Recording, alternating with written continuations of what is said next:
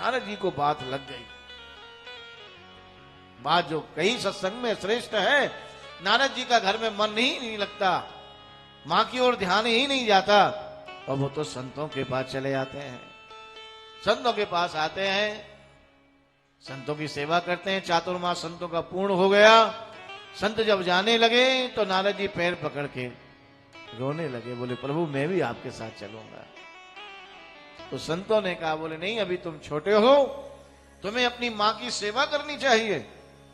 बोले प्रभु आपने तो सत्संग में बताया, माता रामो मत पिता रामचंद्र है, आपने ही तो बताया है। अरे बोले भाई मां के अंदर भी वही भगवान बैठे हैं, इसलिए तुम मां की सेवा करो। लेकिन नारद जी को ये बात अच्छी नहीं लगी संतों की, और कहने लगे, नारद जी को क्रोध आया।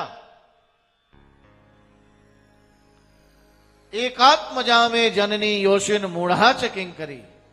जब लौट के आए तो कहने लगे, अगर मेरी मां नहीं होती तो आज मैं संतों के साथ चला गया होता और मेरा जीवन धन्य हो गया होता।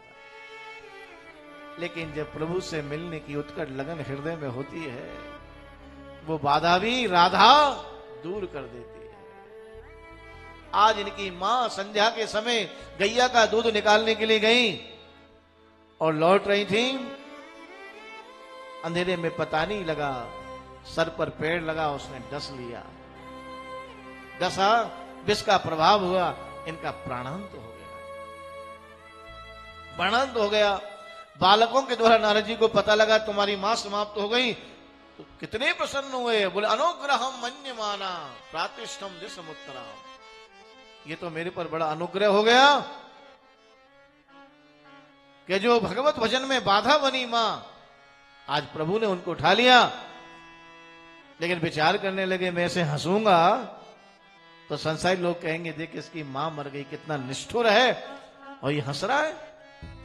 तो कहते हैं एक आंख से गर्म आंसू निकलने लगे, एक से ठंडे आंसू निकलने लगे।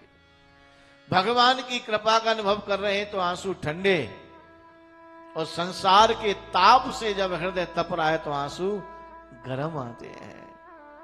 आए हैं, मां के सभी संस्कार किए और उत्तर दिशा को चल दिए। एक पीपल के वृक्ष के नीचे बैठे और भगवान की झांकी का आनंद लेने लगे। हृदय में आहा कितनी सुंदर झांकी है। घुंघराले घुंघराले जिनके बाल हैं, मकराकृत कुंडल झिलमिला रहे हैं, लाल लाल जिनके कपोल हैं, केसर की खौर लगी हुई है, दिव्य जिन्होंने मोर के पंख का मुकुट धारण कर रखा है, आह दिव्य मुक्ता है, मुस्कुराती हुई झांकी है, आनंद ले रहे हैं। भगवान ने विचार किया ये तो मेरी झांकी का आनंद लेगा, इसको निकालना चाहिए झांकी को। अंदर से जैसे ही बाहर किया और एक श्लोक में कह दिया, आकाशवाणी कर दी, अभिपक्व कसायाना दुर्दर्शोहम कुयोगिना सकद यदर्शितम रूपम एतत् कामायते नघ। हे नारद, अभी तुम्हारी कसाय कच्ची है, अभी तुम्हें एक जन्म और लेना पड़ेगा, तब मेरी प्राप्ति होगी। और वही श्री नारद जी महाराज पुनः जन्म लेके आते हैं और ब्रह्मा जी के मानस पुत्र बनते हैं। 10वें नारद जी महाराज जब ये भगवान से मिलने के लिए जाते हैं, भगवान प्रसन्न हो जाते हैं, इनको एक वीणा प्रदान करते हैं जिसका नाम है देवदत्त। देवदत्त नाम की दिव्य वीणा, बोले ये ले जाओ और इस पर बड़े आनंद के साथ मेरा कीर्तन करते रहना। देवदत्ता मिमां वीणा स्वर ब्रह्म विभूषिता। आहा, दिव्य स्वरों से समन्वित ये दिव्य वीणा। नारद जी जाते हैं गांवों में, छावनियों में, ऊंचे पर खड़े हो जाते हैं और वहां बड़े आनंद के साथ कीर्तन करने लग जाते हैं, वहां कथा सुनाने लग जाते हैं। नारद जी को लोग घेर लेते हैं।